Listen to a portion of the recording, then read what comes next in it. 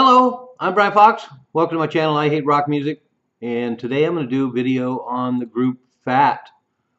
Put out one album on RCA in 1970, although it was recorded in 1969. And it's a real sleeper. I know that I've kind of dismissed it for years. I listened to the first couple of tracks and they seem sort of unimpressive. But as I pointed out about it on my video about a group called Quill, this album by Fat, it really gets under your skin, and you kind of have to sit down and listen to the whole thing. And after you do, you find out it's really a great record, kind of understated in some ways. But as I pointed out before, for me, this is kind of the joy of record collecting. I'm a big aficionado because that's the age I grew up in, bands from the late 60s and early 70s. And finding these obscure gems is always a great voyage of discovery. And a lot of times you really have to sit down and meet a record halfway for it to reveal its charms. And Fat is a great example of that. And it has to do also with the pacing of the record. They put a couple of less dramatic, medium to slow tempo pieces to begin. And then the record starts picking up steam and getting really interesting.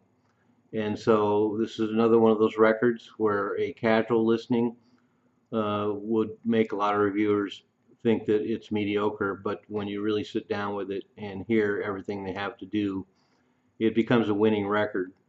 And apparently they're quite the legends in Western Massachusetts. They're from Springfield, Massachusetts, came out in 1968. Did a lot of local shows, including opening for the Allman Brothers in 1970 and even the Velvet Underground. And so local legends, and they still seem to be revered in that area. And after really sitting down with the record, I finally get it. So the band is Peter Newland on vocals, Michael Benson on guitar, Jim Kaminsky on guitar, Guy DeVito on bass, and William Benjamin on drums. And so it's a two guitar, bass, drums, and vocalist lineup. And one thing I'm struck by right away is the fact that there's no background vocals, which is kind of surprising. When you listen to the material, it seems like it would lend itself well to some backup or harmony vocals, and there really isn't any. So they're definitely kind of a stark band, just having one singer. And he's a really interesting singer. At first, I couldn't quite make up my mind. His vocals really dominate a lot of the songs. And as I listened to it more, I really started to appreciate his own flavor and his own personality. And actually, a lot of times, particularly when he's in those lower registers, he reminds me of Eddie Vedder of Pearl Jam, of all things. But the pacing of the record is one of the reasons why I think I've passed it over for years. Because if you just get into the first couple tunes, they sound kind of like a hippie band from San Francisco with maybe some kinship to some Quicksilver or something like that. But as the record unfolds, it really becomes obvious that the band is really talented and that there's a lot of really interesting surprises. And when the band is given room to do some really interesting breaks and some really interesting changes, there's a lot going on, including some moments where there's some jazz inflections. There's some great distorted fuzz guitar on a couple of things. The two guitar work is really quite good, although in this case it's not necessarily two lead players. It's just a really strong rhythm player and a really good lead player. And then as the record unfolds, the arrangements get a little more interesting and complex. The tunes get a lot better. There's a couple of tunes on there that are definitely hit material, very memorable, well-written tunes. The band obviously has their own identity and is well rehearsed, and it really all comes together. And I'm really struck by the fact that the record just gets stronger as it goes on. They saved all the best material as the record moves forward. And there's one real hard rock stomper on there that's really convincing with a lot of great guitar work. And the singer does harmonica, and the harmonica starts showing up on a couple more tunes. But the hard rock material is really interesting with great riffs and interesting arrangement and unfolds with a lot of dynamics. I'm just really shocked by some of the breaks and some of the instrumental parts that end up popping on the record as you go on. And there's even a blues rocker on there where they obviously use the riff from I Ain't Superstitious by the Jeff Beck Group. But they do a good job of making it their own. And then the record finishes up with a really nice ballad. And by that point, you really get to come to grips with the singer's style. And I can safely say now that I've listened to the record a lot, I think he's a really great singer. Um, and the band is a really solid band, really good players. And so I'm kind of surprised myself, and that's why I'm kind of um, all over the map trying to describe this record because as I mentioned, I really just kind of let it slip by for years, but it really is a great record and well worth having. And just like the Quill record, I think it's something you need to sit down with and let their whole vision unfold. And particularly getting to the really good, memorable songs. By the time you get to the second half of the record, the songs are really strong, really memorable, and they don't really sound like anybody else. And that's interesting in itself because they're a pretty conventional rock band. They definitely are an American rock band, and the fact that they use those basic elements and come up with their own sound and their individuality in a really strong band. And I think some of the best records are the ones that aren't as obviously mind blowing when you first hear them and they get under your skin. And I think this is one of those records. But there's a early tape out there. I haven't seen it pop up anywhere yet, but they recorded some demos in 1968. They shopped around, and then they ended up getting signed to RCA in 1969, and then the album was released in 1970.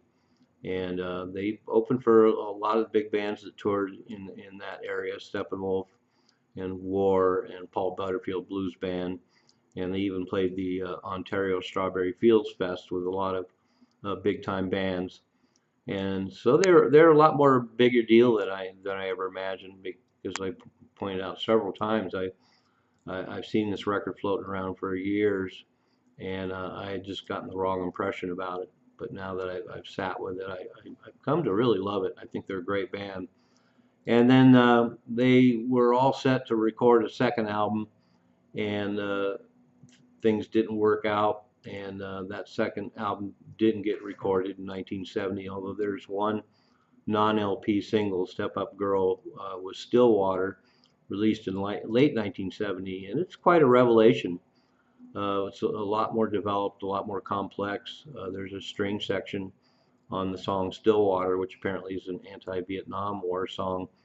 And there's finally some backup vocals, which are quite excellent. So I think the band was really progressing. It's too bad that they didn't get to record a second album in 1970 because I think they would have developed nicely, certainly by evidenced by this non-LP single, that the second album would have been quite a revelation.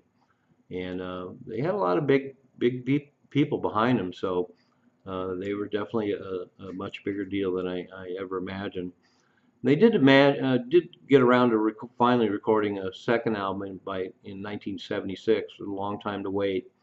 And it's a solid record, but my only problems with it is you can tell it's the same band, but it kind of has this mid 70s feel to it that's less satisfying than the early 70s work. So I would have much preferred that they had gotten a second album out in 1970, late 1970 or 71. I'm sure that would have been something. And they ended up kicking around for years. Apparently they had a record deal lined up in 1979 Once again, a lot of record labels were impressed with them. They were set to be put out an album on Atlantic, and we're going to record it at Criteria Studios. And Felix Pappalardi was brought on for production. And so once again, I'm just surprised that they were a much bigger deal than I ever imagined. To me, this was just another generic early '70s rock record. And now I've come to not only think that they were a great band, and that the 1970 Fat album on RCA is a wonderful record, but apparently they were delete actually deserved their legendary status. And so I'll put a history of the band below in the links, along with their recorded material.